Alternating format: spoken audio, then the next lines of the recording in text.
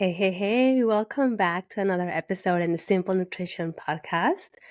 I am your host, Leonila Campos, registered dietitian, and today I want to talk to you about meal plans. I briefly mentioned, I think I did an episode on that too, but I wanted to talk about maybe the reason why most meal plans don't work. And so, um, and maybe what we can do to help us maybe follow a meal plan or use a meal plan to help us with our goals or just to help us know what to make for dinner, right? Or for lunch or whatever the case may be. Because sometimes that is the problem and that is so overwhelming. Like, what do I cook today, right? And then if oftentimes if we make a decision when we're hungry, a lot of the times it's not going to be the best decision versus if maybe we think about some ideas ahead of time.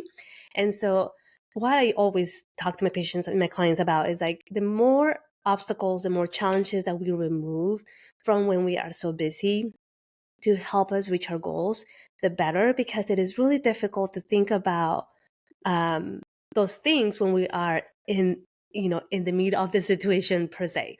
So but yeah, let's start with that, right? Okay, what is maybe one of the reasons why most meal plans don't work?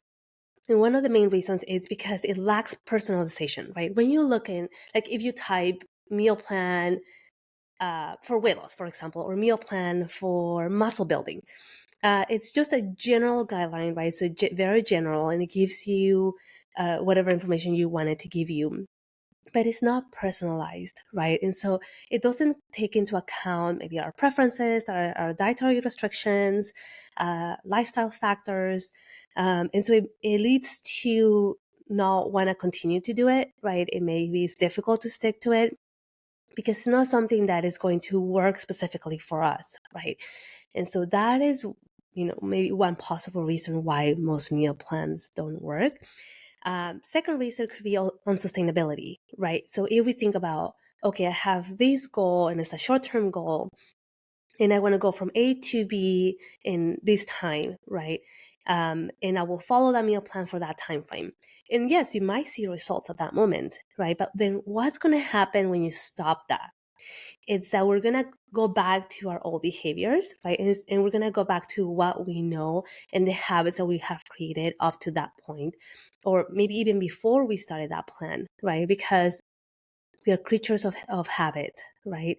And so we usually tend to go back to what feels good, what feels natural, and that's just our human nature. And so, if we haven't established these habits to help us to continue to follow that plan long term, then we're just going to go back to what we were doing before. So, sustainability is another one, right? It could be by maybe it is too restrictive, or it requires a significant time and effort to follow. So making it, very unsustainable long term. And so it is very unlikely for, to stop it essentially. And so that's another possible reason why a meal plan might not work. And then when we think about, if we see it, right, let's say, okay, we follow a meal plan and we see it as dieting or as diet or something that when we go into it, we feel like anxiety or we feel like, oh, man, I don't want to follow that. It's really also difficult to follow it, right? Because you're going into it already not feeling so thrilled about it. And so your brain naturally is like, oh, I don't want to do that.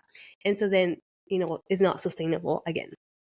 So um, another possible reason why meal plans might not work or won't work is because of social and environmental factors, right?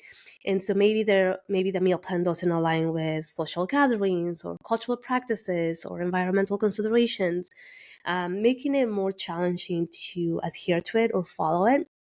And so again, the meal plan is not working for you, right? And so if you're somebody that likes to enjoy outings, right, or likes to travel a lot, and you see the meal plan as a roadblock, right? Okay, I'm gonna be on this meal plan for this amount of weeks, but then I'm gonna go travel and I'm not gonna follow it because who doesn't want to try foods when you're traveling, when you're on vacation, right?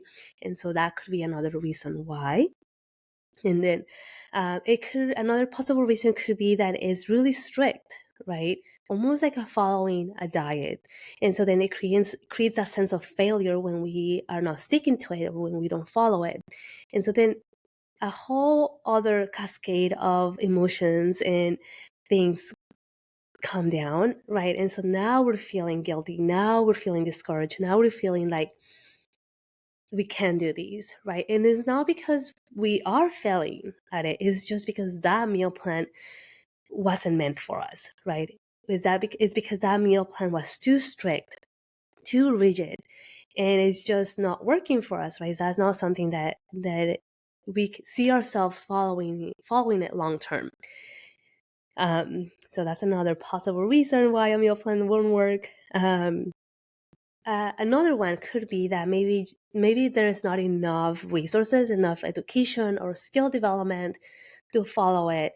And so if there's not enough guidance, right, on the principles of nutrition or the cooking skills or what specifically you're struggling with, then it's going to be difficult to achieve it, right? So, for example, I have clients that hate cooking, right, or dislike cooking, or they're like, I'm not a cook, right? And so then we focus on specific techniques, simplifying the recipes, making sure that, hey, is this plan going to work for you? Now, I am giving you maybe these reasons why most meal plans are not going to work, because I want you to understand that before you start a meal plan, before you go and buy one, or before you go and follow one, you really have to ask yourself, number one, what is the reason why I want to do that? Number two, can I sustain the long term? Number three, what am I getting out? What am I learning from following this plan? Number four, can this align with my ethics, or does this align with just my life in general, right? And so if most of the answers to these questions are no, then what's going to happen is that, yeah, in the moment, maybe for a short period of time, you are going to follow it, right? Especially if it's a monetary reason, like you paid for it and you're like, okay, I need to follow that. But then long term, right, as you get into, maybe you become busier, you get busier, or maybe things happen, life happens, then we are steering away from it, right? Because we almost see it as a chore. We almost see it like, oh my gosh, this is another thing that I have to do. If that is the case, right, you really have to find something that is going to work for you. One, to save money. Two, to save you the trouble of, getting into it and getting discouraged and feeling like, I can't do that, or I'm a failure, right? We want to try to avoid that as much as possible, because we don't want to feel, that we're not achieving what we want to achieve just because we're following something that is not aligned with us. So asking yourself those questions, right? Now, I am a meal plan expert, right? Well, I'm a dietitian, and so legally I'm able to create meal plans for my patients and my clients. There's some states, I'm in California, that we are protected by the law, right? If someone says, oh, I can make a meal plan for you and customize and personalize it, that is actually illegal if they are not dietitians, or if they don't have the credentialing to be able to do that, right? But anyway, I think I talked about that in another episode. So as a dietitian, right, I have meal planning is something that I use with all my clients, right? Or some components of it. But here is the caveat about my meal plans, is that when I sit down to talk about the goals of my patients, right? Let's, for example, you come in and see me and you have a specific goal, right? Because I ask lots of questions. I want to make sure that I am understanding the whole you. If there are any specific dietary restrictions, if there's a specific health condition that I need to know about, then I make sure I ask all those questions. I ask about food preferences. What are the foods that you dislike, or food that you will never eat, right? Because all those answers are going to help me to create this personalized, customized meal plan that you're gonna want to do. And so I ask all those questions for those reasons, right? Because I know that I'll never give my clients a general, just one size fits all meal plan, right? Like that is just not right. So I spend time creating these meal plans for my patients with those answers in mind, but also thinking about, okay, you mentioned that you don't like cooking, right? So let's simplify this plan as much as we can to make it so doable for you, right? Like you're not spending hours and hours in the kitchen if you already don't like that, right? Because then what's going to happen is you're going to come to me and be like, hey, this was really difficult, right? And so again, I use meal plans all the time and I create meal plans all the time. But I already know, the questions that I need to ask and essentially how to create this meal plan specifically for my clients. But the other thing too, and I emphasize this significantly time after time, is that the meal plans that I'm creating for you are not a diet, right? I don't want you to take this meal plan and follow it to the T. I mean, ideally, right? If there is a specific goal that you want to follow and you want to achieve it. But I want you to understand the composition of the meal plan. I want you to understand why is it that I'm creating it this way, because I want you to take those tools and use them anywhere you go, right? If you're traveling and you want to, follow the structure of it, or you want to follow the tools around it, you can do that, right? When we stop working together, I want you to continue to use those tools, right? That you're learning with the meal plans that I'm creating and seeing how the meals are composed. So that way you continue to use them long term, right? I even encourage my clients to look into previous meal plans that I created. If for some reason you're not feeling like, oh, I don't want to have that meal that is for today, right? But I really feel like I want to have that meal that I had 2 meal plans ago. And you can go back to that, right? Because you get all the tools, you get the grocery list, you get the recipes, you get notes, right? And you get alternatives to some ingredients. And so then you have those tools that you can use that, right? For when you are creating these meals. So I always emphasize that, right? Because when your brain comes into that thought of restriction and you shouldn't have that, or on this rigid plan, you almost feel like you don't have control of things, right? Even though there is some control because you have that plan, but your brain feels like you don't have control over anything else, and you feel like you're stuck, right?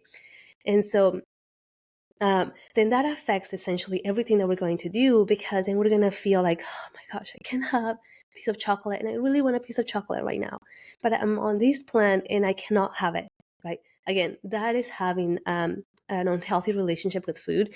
And so I always encourage my clients, hey, if there's one day where you feel like, I don't want to have that today, maybe I want to have something else, that's totally fine, right? I've had clients that ask me to, with this meal plan, can I still have a piece of chocolate, right? Or can I still have a cookie once in a while? And my answer is always, of course, right? This plan has to work for you. I'm not giving you a diet, right? I'm giving you a tool that you can use to achieve your goals, right? It's not something that is set in stone, and I'm not going to be there, pounding it on you like, hey, you need to follow these 100% of the time, right? Because again, we go back to that restriction. We go back to feeling rigid and like I can never do anything else, right? Because I'm on that plan. So that's not how I work. My job one of the jobs as a dietitian is to provide you with the tools to educate you and show you and guide you on how to create these healthy and balanced meals. If it's meal prepping, if it's just guidance on how to do them without restriction, right? Because we already know, I guess, another huge reason why diets don't work, why rigid meal plans don't work, is because they are so strict and because they don't align with what we are doing currently, right? So there is that, my friend. Now I want you to understand again, right? When you are thinking about, okay, I want to improve my nutrition, right? Or I want to eat healthier, or I want to make sure that maybe I'm optimizing my health for whatever goals that you have, that you really know what it is that you want, right? And you look at your week and you look at, okay, what do I want to do? What's the first step that I need to get me to my goal, right? And if meal plan is one of them, again, not going with just a general one size fits all meal plan, because now you're going to waste your time with that, but then you're not going to learn the tools that you need to continue to do it long term, right? So be clear with that, right? And then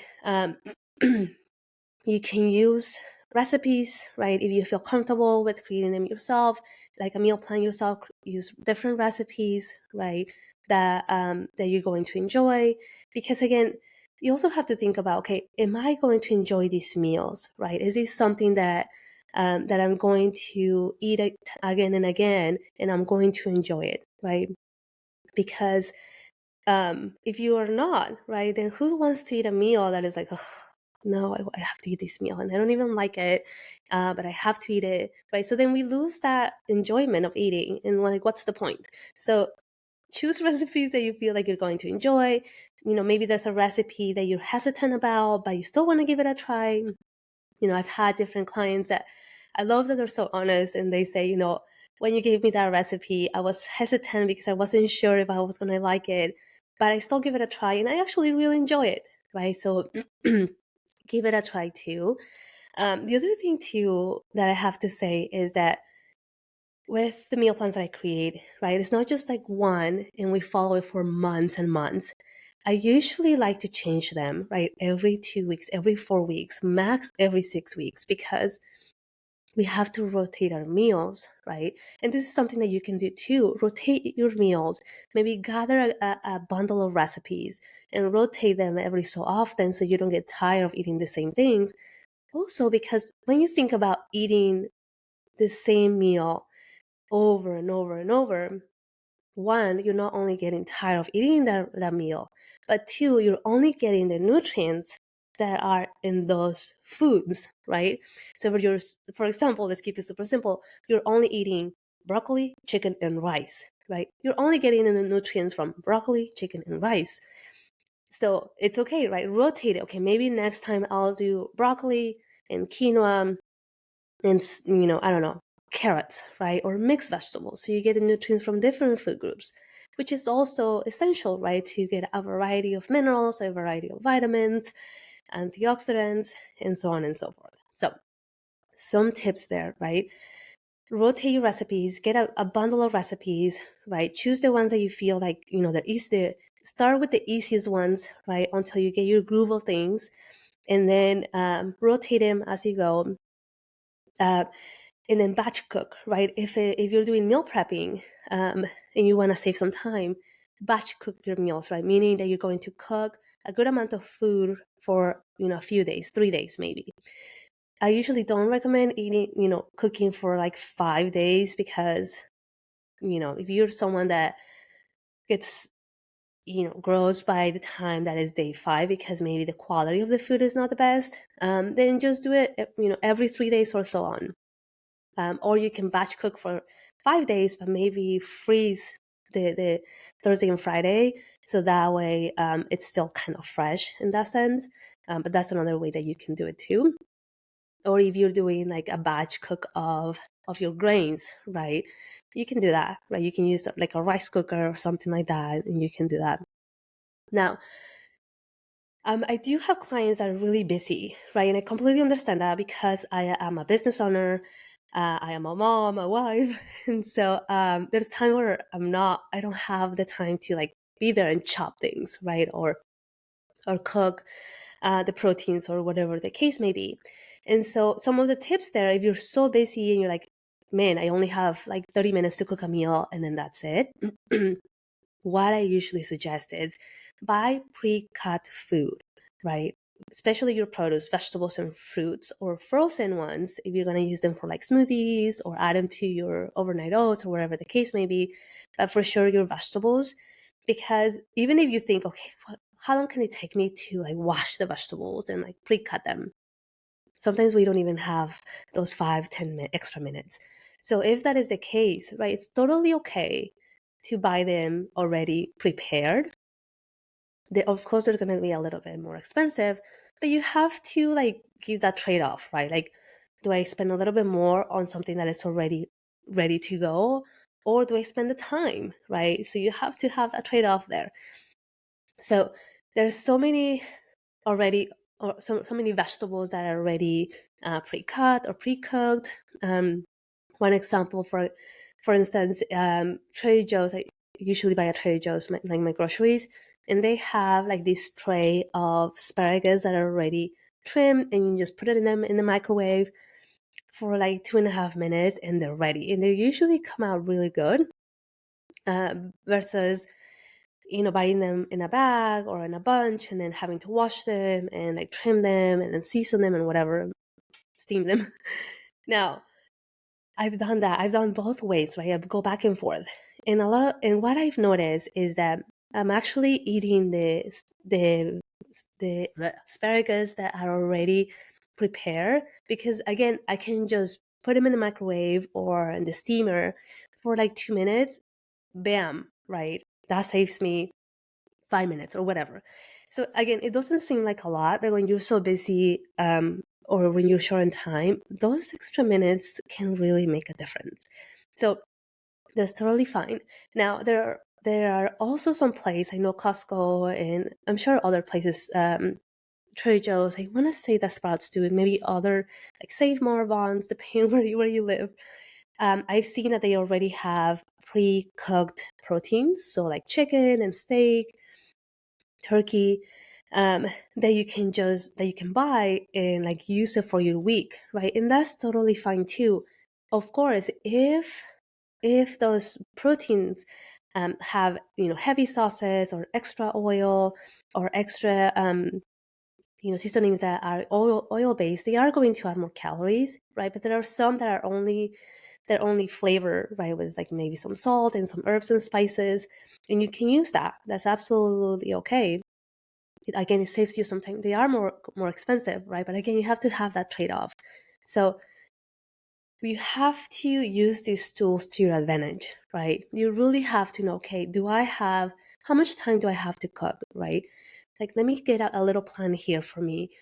Because if this is something that I really want to do and something that I've been wanting to do, but maybe I have no idea where to start, or maybe I don't know what to do, or like how to do it, right? Get a plan for yourself, right? And maybe do some steps. Okay, when can I do my cooking, right? Do I want to do it the weekend? Do I want to do it maybe a Monday or maybe my day off, and I can cook for like 3 to 4 days? Or can I delegate some of these tasks to my spouse or an older child or something like that, right? Again, something that is going to work for you. Second thing, um, getting that bundle of recipes to help you, right? So that way okay, these are the ingredients that I need. I got the ingredients, I have everything ready. Let's get cooking, right? Because if you don't have that, right? If you want to do a recipe but you don't have the ingredients, now we're back into these obstacles and challenges. So we end up not doing it, right? Because we don't have the tools. We don't have what we need. And then again, if you get tired or bored of eating the same things, just switch it up, right? Um, Rotate your recipes.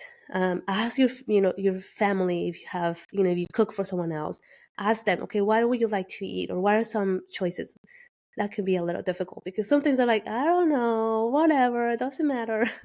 And then you like end up in like square one. But maybe some of the recipes that you made in the past, okay, which ones do you want to have this week, right? And narrow it down like that. So anyway, my friends, to recap, right? We talked about why most meal plans don't work. Some of the things that we said is like they're too restrictive or too rigid, they're not personalized or customized. Maybe we don't have the tools or we don't know how to make them. Maybe they're too difficult and complicated, too many ingredients.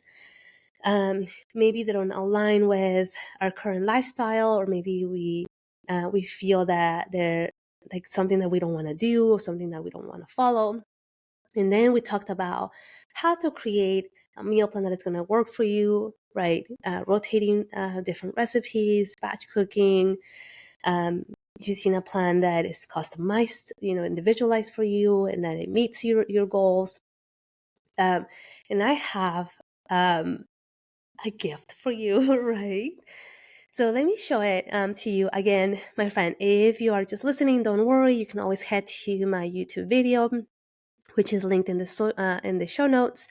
But you're also going to get the resource or the gift in the show notes. So head over to the show notes and you can view it that way. But I'm going to share it with you so you can just have a visual. I know sometimes people are like, I would like to see what is that about, right? And this is pretty much what essentially I provide to my clients when we are meal planning, right? Something along those lines. But I created this bundle for you of recipes. It's just 15 recipes, right, that you can use to help you with your meals, right? Again, this is not a plan that I'm telling you to follow per se, but just use it as a tool to help you generate more ideas, maybe to add to your repertoire of recipes, foods that you want to try. But I try to gather recipes that are pretty simple to use.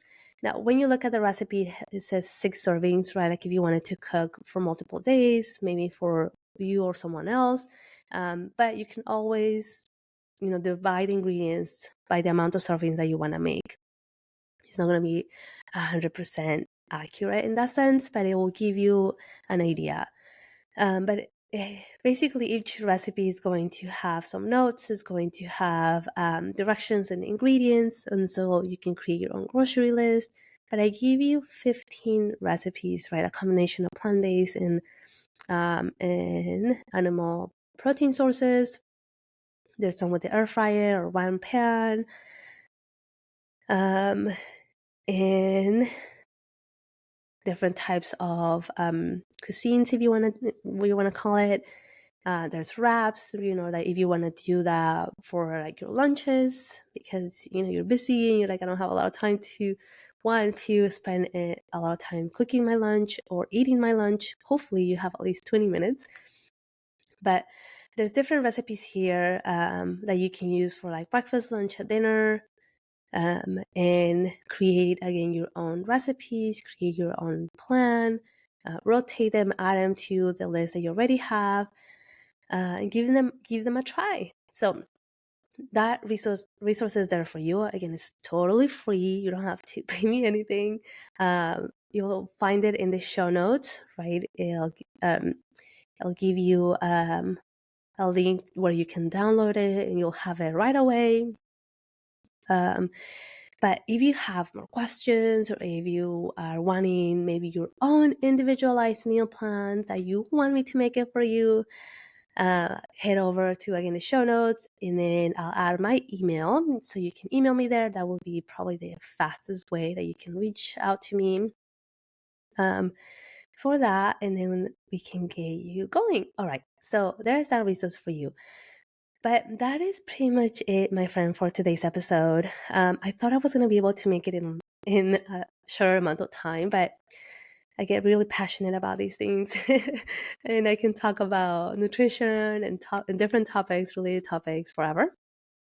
But anyway, so I hope you enjoyed this episode. Thank you again for supporting me. Thank you for listening to these episodes. Share it with a friend. Don't forget to follow me on wherever you listen to your podcast, or like the videos on YouTube. Share it with a friend or a family member. And that is it, my friends. So take care, stay strong, and stay safe. We'll talk to you and see you in another episode. Bye-bye for now.